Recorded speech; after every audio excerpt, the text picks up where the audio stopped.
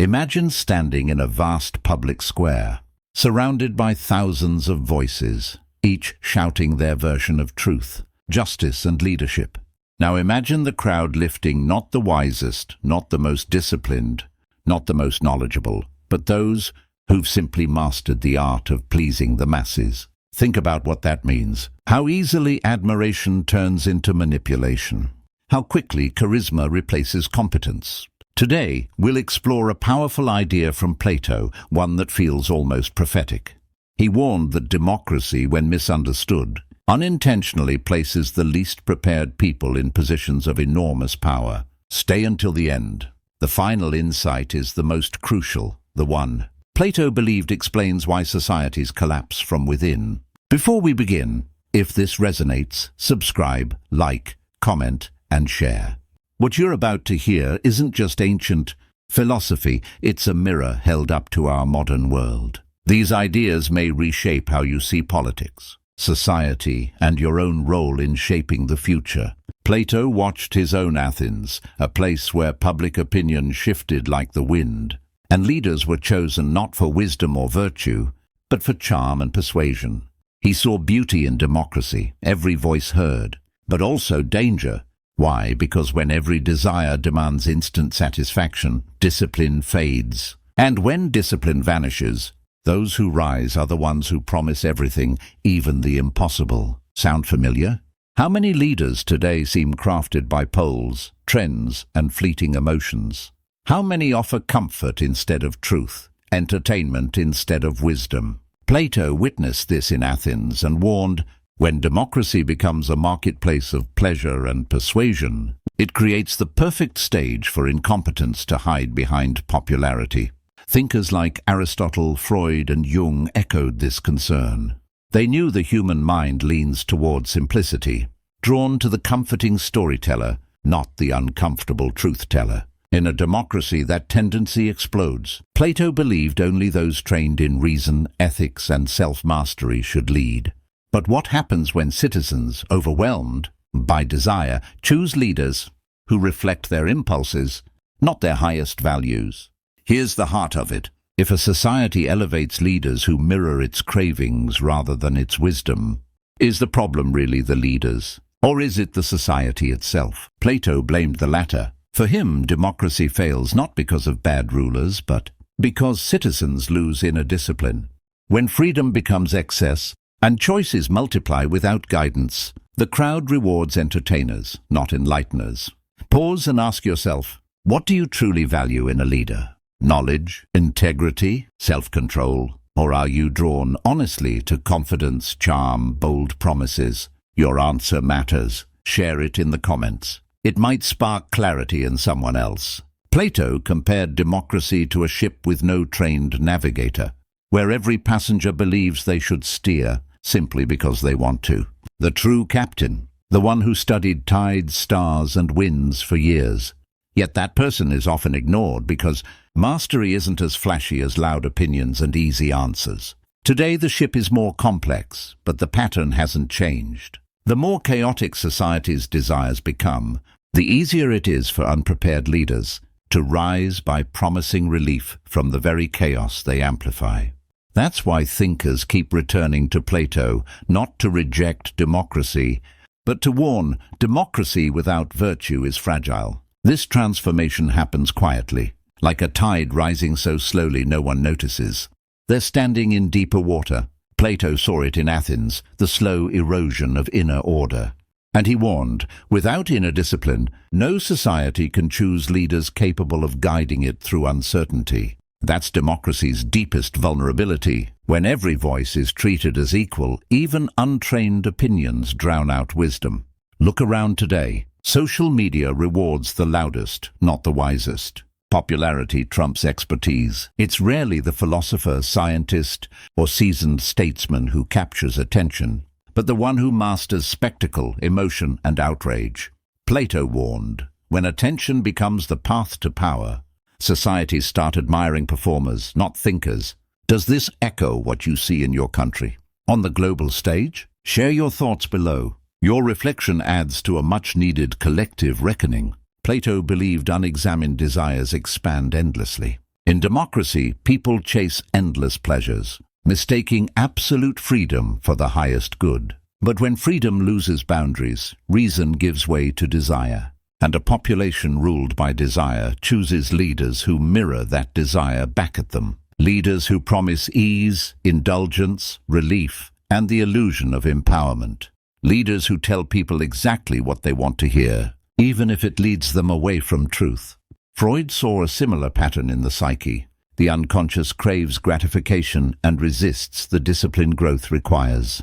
Jung expanded this. Societies develop a shadow, dark impulses they refuse to face. And when a culture ignores its shadow, it unknowingly hands power to leaders who embody those very impulses. Plato said the same centuries earlier. A democracy shaped by unexamined desire produces rulers molded by that same desire.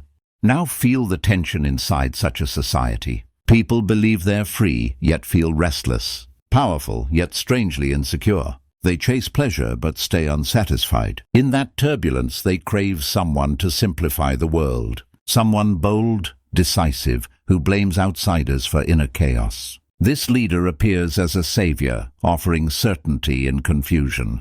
And because the masses are overwhelmed by freedom without direction, they embrace him willingly. Plato observed, this leader doesn't arrive suddenly. He grows from the culture itself, one that rewards confidence over competence.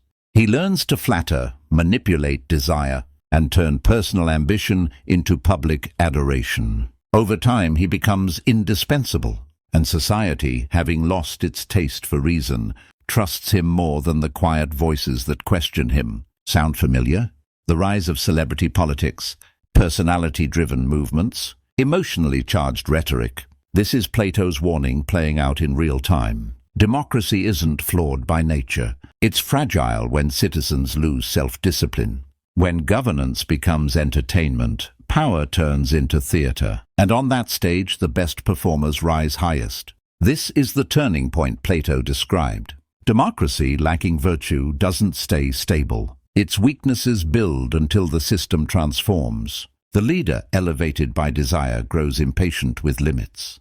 Because the crowd adores him, he believes he deserves more control. And the people, exhausted by their own dissatisfaction, welcome stronger authority, hoping it will restore order.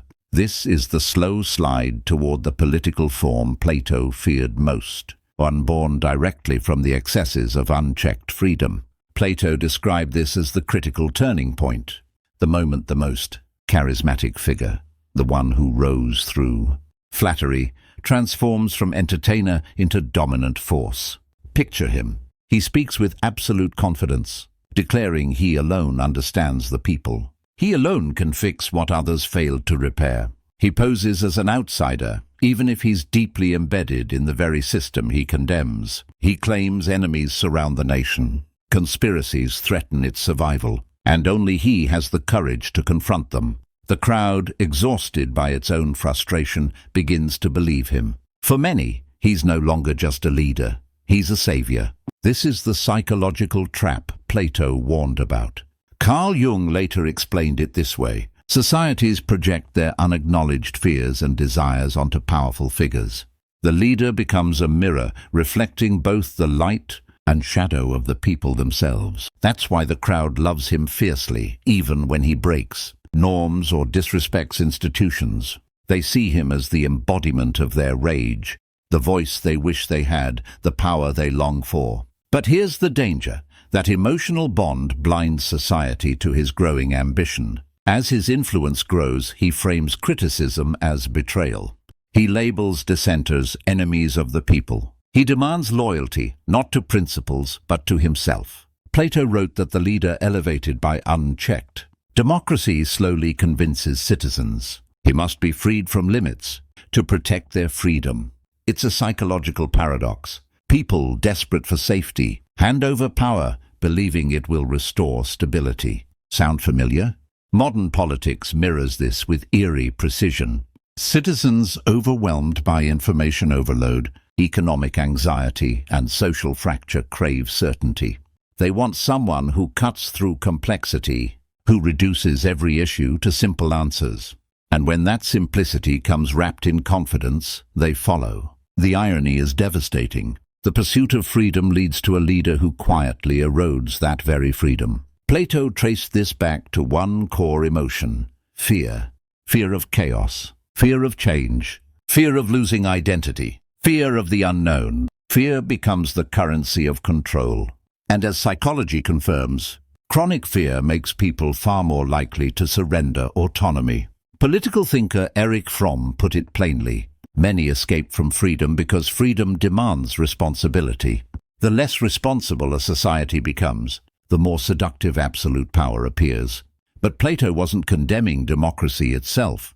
He was warning democracy without wisdom is unstable. True freedom, he insisted, cannot survive without education, self-discipline and devotion to truth. Without these, citizens drift toward extremes. Desires inflate, anxieties multiply, choices become impulsive. In that vacuum, the leader shaped by the people's cravings eventually becomes the master of their fears.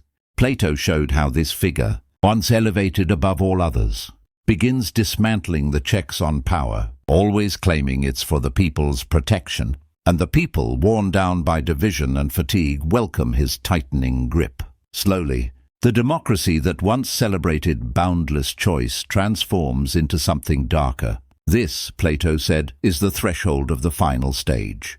He claims he needs more control to silence critics, crush threats and restore greatness. And because society fears chaos, it agrees. This is the moment democracy becomes the opposite of what it once stood for. Plato explained, the leader shaped by the crowd's desires eventually becomes the one who controls those very desires. No longer a representative, he becomes the master. The unrestrained freedom that once let every voice speak collapses into a system where only one voice matters. This isn't an accident. It's the natural result of a collective loss of wisdom, born from the people's inability to govern their own impulses. Psychologically, this makes perfect sense.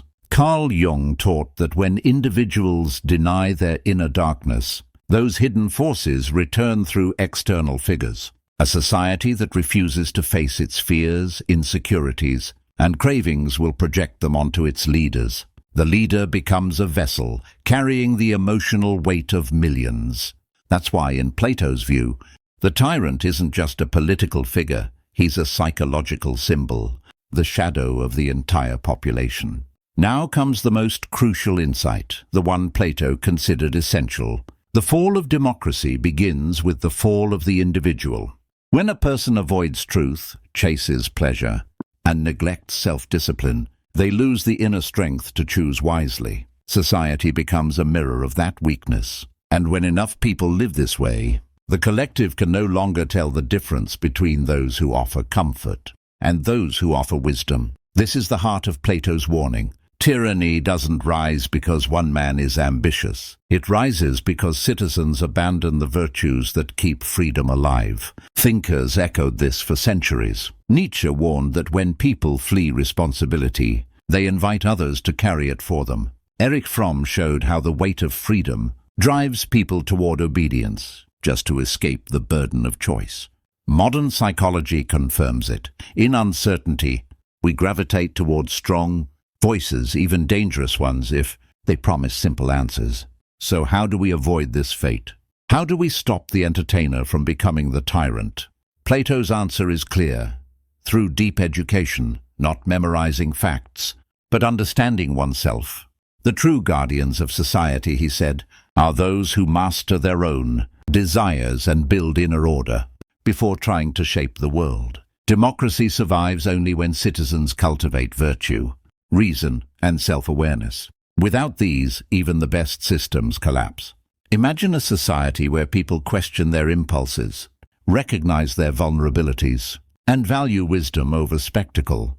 In that world, manipulative leaders would fail because people would see through them. Unprepared rulers couldn't rise because integrity would matter more than performance. Plato believed this was possible, but only if each person commits to lifelong self-examination. That's his challenge to every generation, including ours. Look beyond politics. Look into the soul of society. Recognize that every choice you make reflects your inner state. And understand this: a nation's freedom is inseparable from the freedom you cultivate within yourself.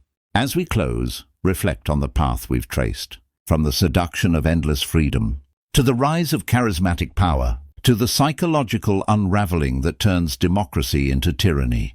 Plato's vision remains startlingly relevant, not as prophecy, but as warning. Yet his final message isn't despair. It's a call to awakening. The world doesn't need perfect leaders. It needs awakened citizens, people willing to think deeply, question boldly, and act with responsibility. People who know that the stability of a nation begins in the discipline of a single mind. Yours. Thank you for being part of this reflection. If this resonated, share your thoughts below.